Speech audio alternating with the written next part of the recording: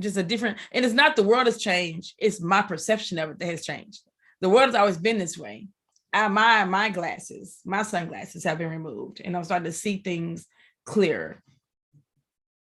In what way do you think your perspective of the world has changed exactly? Well, it would really kind of, I guess, more come down to like a certain topic of it, but in holistically, I see the world as a resource. It's not this limit. It's not this in a partnership. I don't see it as this. Oh, it's me, and then there's all this world. It's like it's all connected now. I see how we all revolve around each other. From the beauty of the trees and the leaves, the whole circle of life. I feel Lion Kingish. The whole circle of life makes sense. It's like, I have my Simba moments. I've been having Simba moments. Like, you try to run away from something, and it's like, no, it's not your destiny. Your destiny is to be here. This is what you were called to be. I feel like Simba. Does that mean you're going to break out to the song and dance, or should we wait for part 3? Lift myself up. I was just about to say that, right? Just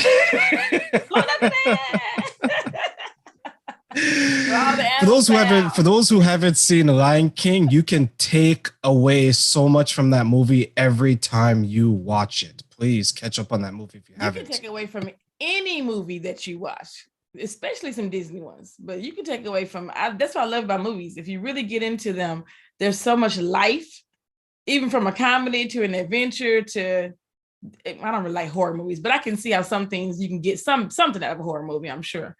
But I don't watch them. So, but I can see like just other kinds of movies, just really sitting down and be like, oh, that I understand that. That's a different way of looking at, maybe an experience I had before, or maybe an experience I'm about to have. And this movie gave me a insight on how I could respond to it. I did that recently with Rush Hour. Chris Tucker movie, Chris Tucker, yes, Jackie Chan. Yeah, I binge watched all 3. I binge watched all 3, and I've been watching all 3 movies for the last 7 days. Oh wow! Right? And I was just watching them over and over again, and I'm thinking, and I'm going to sound like an old man when I say this, they don't make movies like that anymore. They do not. They do not make them like they used to. That's what they don't. None of them. Or they don't. Music either. Certain things just like that had a wholesomeness to them, a natural comedy. Now a lot of them that are popular, it's a lot of cursing, a lot of negativity, just a lot of stuff that's like, do you have to really go there with it to make it funny? That's why he and Jackie Chan are both in they're unique to their time. Like they're the kind of people that those characters in a movie, you're like, wow, that only that person could do that. Like Robin Williams. I love every single movie Robin Williams was in.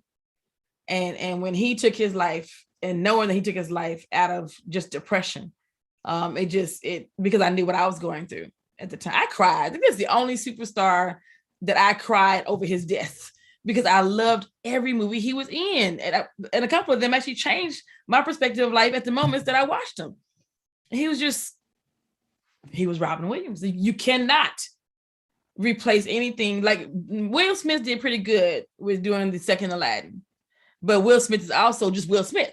There's certain roles on certain people can play. And those people like Jackie Chan and Chris Tucker are like that. You couldn't put somebody else in that. You can't recreate Rush Hour without Jackie Chan and Chris Tucker. You just can't. I don't think we're in a place these days where we can laugh at the differences of each other.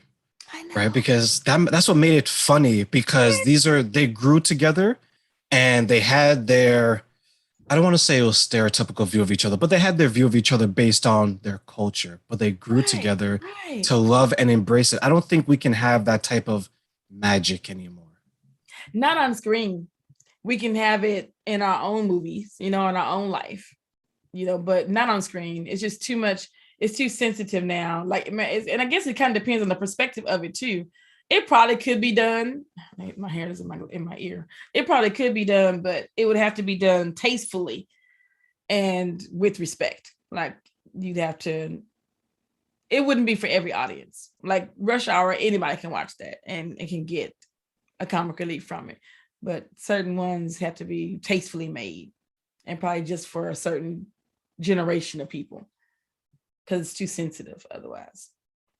Yeah, I know you mentioned Robin Williams, and someone that passed that I felt it even though I didn't know the person personally. I felt I knew them through their work was Bernie Mac. Oh wow. Because I knew his story, how he would travel for hours for $100 for stand up.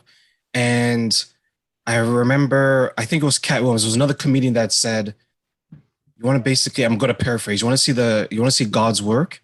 As soon as Bernie Mac made it big and showed everyone else you can be successful, he died." Right. Ooh. So he was like an inspiration for a lot of people who knew this struggle because he hustled and he hustled. He's been with his wife since they were high school. Ooh. Only woman, no outside kids. He hustled, he hustled. And when he finally made it, when he did Charlie's Angels, when he did Oceans, I think it was 12, he did. When he did Yeah. all these big time movies, as soon as he made it big, he died from something that he was fighting for years. So it was good to see other people, his peers, say that this is God's work. Basically, as soon as he made it and showed us hard work does pay off, he went to heaven. Oh wow. I didn't know I didn't realize he died so soon after he's successful. I guess I thought he was already successful because of the Bernie Mac show. But all that was lined up around the same time when his name Yeah, got known. Then shortly after that, he did die. yeah, he did the Kings of Comedy tour Comedy. with Steve Harmon then, and then he had his show, Yeah. and And he and was in the movies. then He was in Oceans. He was in Oceans 11 and 12, I believe. He was in two of them. yes, he He was was in in two two of of them. them. So, and I think comedians probably have a bigger impact on us than movie stars because I think they're more relatable, right? Like you Yes. probably felt like you knew Robin was through his work. Because he really was, but he was a comedian. You know, he was a comedian turned actor. So his comedy carried with him through all the roles he played. So, and he did make it very relatable. And that's why I liked his work.